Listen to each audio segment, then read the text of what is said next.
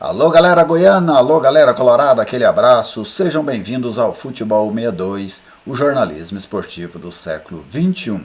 Eu chego com mais um vídeo para o quadro Papo Tático, que é um quadro que a gente já alimenta, há algum tempo aqui dentro do canal do Futebol 62. Dessa vez eu vou falar sobre o novo sistema de marcação do Vila Nova, que o time colorado adotou no jogo do último sábado contra a equipe do Criciúma. Eu estou gravando este vídeo na véspera do jogo contra a Ponte. Ainda não sei se o técnico Dado Cavalcante vai manter este esquema para outros jogos ou não, mas vamos falar já do que nós vimos nesse jogo contra a equipe do Criciúma pela 14ª rodada do Campeonato Brasileiro da Série B.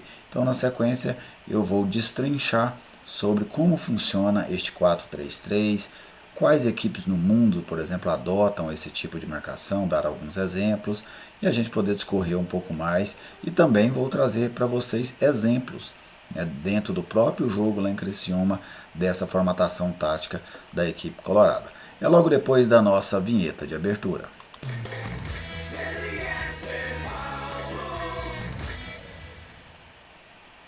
Olha eu aqui no Futebol 62 e com muita alegria recebo a sua visita. Seja bem-vindo ao canal, que satisfação contar com a sua audiência. Já deixa aí o seu like, o like da confiança de que o vídeo vai ser bom. Eu também te peço, ou te convido a se inscrever caso você ainda não seja inscrito aqui no canal. Comente as nossas publicações se sentir vontade, compartilhe com amigos e grupos se você gostar. Tudo isso ajuda a fortalecer este espaço, ajuda a fortalecer a mídia independente, ajuda a fortalecer este canal que é totalmente dedicado ao futebol goiano. Falando em fortalecimento, hoje eu tenho uma satisfação muito grande de apresentar um novo parceiro aqui do Futebol 62. Aí está Atacarejo Embalagens, uma empresa nova em Goiânia no ramo de embalagens, pertence a dois grandes amigos meus, o Edivaldo e o Cássio, eles são pai e filho, duas pessoas muito honestas, muito trabalhadoras, todos dois, sempre foram muito trabalhadores, então eu desejo todo sucesso neste novo empreendimento. E se você precisa de embalagens, sacolas plásticas, sacolas de papel lisas ou personalizadas, tags, etiquetas, embalagens para empacotamento, tudo isso você vai encontrar na Atacarejo Embalagens, fica ali na Avenida Independência, número 4665, bem pertinho da Câmara Municipal de Goiânia. Depois da Câmara ali tem um mercado, o Maxi. A Atacarejo Embalagens está logo em frente a ele, do outro lado da rua está a loja que foi inaugurada no transcorrer dessa semana. Se você quiser comprar pelo WhatsApp, o número é bem fácil, 98200 2552, Atacarejo Embalagens, parceira do Futebol 62. Falando deste esquema tático do Vila, novo, defensivo, que nós estamos falando do defensivo, eu vou trazer primeiro uma parte da entrevista coletiva do técnico Dado Cavalcante, que ele concedeu depois do jogo contra o Criciúma. Nesta coletiva, ele citou, respondendo a uma pergunta minha, a razão por que ele mudou o desenho defensivo do Vila Nova. Então, primeiro eu vou rodar essa parte da entrevista dele, depois eu falo um pouco sobre o esquema tático, e também um pouco de quem utiliza, o que ele traz de benefício e também de dificuldades. E para finalizar o vídeo, eu vou apresentar para vocês alguns exemplos práticos que aconteceram dentro do jogo. Fala aí, Dado Cavalcante. A primeira pergunta é de Eliezer Paulo, do Futebol 62. Boa tarde, Dado. Você adotou uma marcação no 4-3-3. O que você queria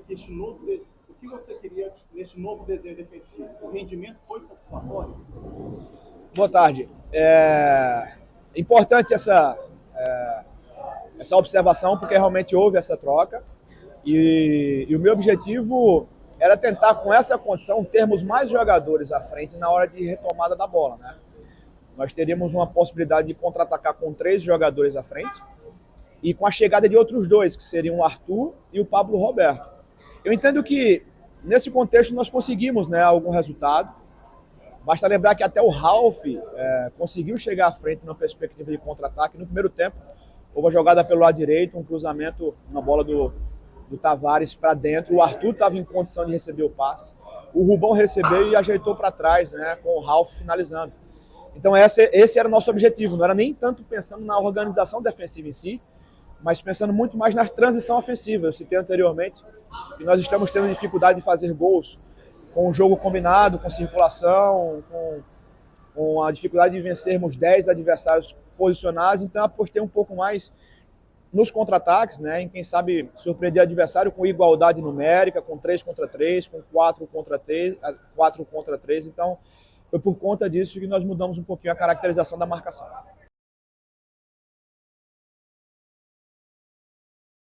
Aí está o Dado Cavalcante falando dos porquês ele optou por essa marcação. Ele cita que ele nem estava focando tanto no momento defensivo, mas sim quando o Vila roubasse a bola, que o Vila conseguisse chegar, por exemplo, com 5 jogadores, os 3 atacantes mais os 2 volantes, o Pablo e o Arthur, e também que o Vila conseguisse ter superioridade ou pelo menos igualdade numérica quando roubasse essa bola, fazer ali um 3 contra 3, um 4 contra 4, porém as principais justificativas para o treinador colorado adotar esse tipo de marcação. E eu agora, puxando pela memória, né, por exemplo, a França foi uma equipe campeã do mundo jogando, marcando no 4-3-3. Um dos times mais badalados do momento hoje, que é o Liverpool, ele também marca no 4-3-3, né? Uma opção de marcar no 4-3-3.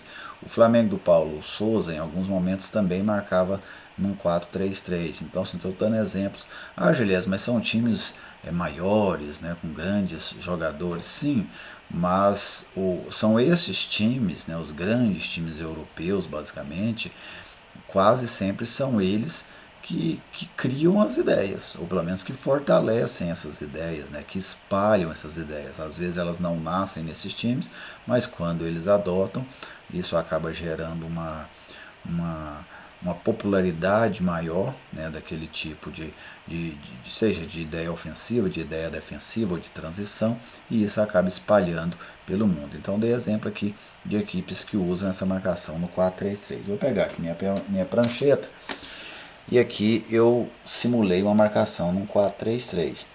Né, a primeira linha defensiva, você tem aqui os 2 volantes com o meia marcando na frente. Não precisa essa linha ser necessariamente reta, tá?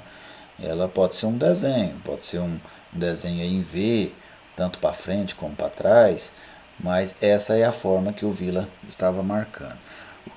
O que esse esquema, por exemplo, te propicia? O Dado falou que não foi muita intenção dele manter o adversário, ele não pensou tanto no momento defensivo, mas sim ele estava pensando nessa postura quando roubasse a bola. Mas levando para o momento defensivo, por exemplo, ela é uma marcação que te propicia manter o adversário mais longe do seu gol, né? Pois você faz uma marcação aqui com 3 filas fortes. E quando você marca no 4-4-2, as laterais estão bem acessíveis, né, nessa primeira linha. Quando você marca no 5-4-1 ou no 4-5-1, aí essa primeira linha de ataque, ela perde mais força, né? A terceira linha, no caso, se a gente falar da defesa para o ataque. Agora, quando você marca num 4-3-3, você consegue ter uma marcação mais vertical. É um sistema que te oferece uma marcação mais vertical. A grande dificuldade dele é no balanço, né? Quando você balança, o campo fica grande para 3 jogadores fechar. Mas como você tem uma linha a mais, isso você às vezes consegue compensar no posicionamento da linha que está atrás. Então são algumas das virtudes e dos defeitos aí deste 4-3-3. Agora eu vou trazer para vocês exemplos dentro do jogo. Primeiro vou rodar um vídeo, né, e vou falando em cima desse vídeo de exemplos dentro do jogo contra o Criciúma desse sistema de marcação adotado pelo Vila Nova e também das ideias que o Dado Cavalcante afirmou que ele queria, e a gente vai poder ver se elas funcionaram, se elas aconteceram como ele disse ou não. Vamos lá conferir aqui. Aqui primeiro está o posicionamento do Vila no momento em que o Criciúma está atacando, né? Se é uma bola longa, você pode observar os 3 atacantes do Vila na primeira linha, depois outra linha com os 3 homens de meio campo, no caso eram 3 volantes, e lá atrás a linha defensiva. Agora um outro momento, o Criciúma tentando a saída de bola. O Vila rouba a bola. E agora? Agora o Vila tem os 3 homens na frente bem posicionados, e eles marcados aí de vermelho, e de vermelho com branco 3 homens, 2 de meio campo e o lateral esquerdo Formiga. Era justamente o que o Dada havia previsto. Ele tem 6 homens, né, no setor ofensivo. A questão é que o Vila optou por carregar a bola e finalizar, e não tentar o passe. Essa foi uma dinâmica que eu penso que inclusive deve ter contrariado o Dado, pois ele tinha opções do passe. E a gente vai ver um outro lance agora na sequência, de um desenho bem parecido com este também. Olha só, o Vila rouba a bola, olha o desenho, os 3 atacantes novamente posicionados para o contra-ataque, o Vila também carregando a bola com o volante, nesse caso o Arthur Rezende. O Vila projeta-se para dentro da defesa do Criciúma, mas outra vez o jogador acaba optando por fazer a finalização e não fazer o passe, né, como poderia acontecer de fazer o passe ali. Mas nas 2 jogadas aconteceu aquilo que o Dada havia previsto: você roubar a bola e ter ali 4 ou 5 homens para atacar a linha adversária, os 3 atacantes posicionados, os volantes vindo de trás. A questão é que nas 2 jogadas o Vila não tentou um passe, não tentou uma infiltração, sempre optou por bater no gol. Os 2 acabaram batendo para defesas do goleiro, né? Mas não foram defesas assim tão difíceis. Então, o que eu quero passar com isso? A ideia não foi ruim, a estratégia não foi ruim, ela foi mal executada em alguns momentos. E essa parte da execução, ela é do jogador, não tem como. Não, por mais que o treinador oriente, fale, determine, ela normalmente a execução é do jogador. Pode receber uma influência ou não das cobranças do treinador durante a semana, mas no momento do lance é ele quem decide. Eu achei interessante a ideia de marcar no 4-3-3, de quando roubar essa bola ter opção à frente. A questão é que o Vila precisa executar melhor quando tiver a bola. Como, por exemplo, nesses 2 lances aí, eu penso que o Vila poderia ter tentado, o Pablo Roberto na primeira, o Arthur na segunda, um passe para quebrar a última linha de marcação do Criciúma e, quem sabe, até mesmo chegar ao gol. Então era isso que eu queria trazer para vocês nesta edição do Papo Tático, falando sobre esse novo sistema de marcação do Vila Nova. Fique à vontade aí para fazer as suas ponderações, concordando, discordando de mim. Isso é algo absolutamente normal.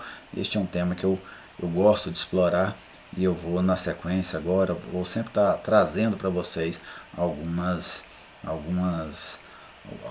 alguns lances ou alguns comportamentos das nossas equipes aqui do estado de Goiás. Um grande abraço a todos vocês, muito obrigado pela audiência e até a próxima.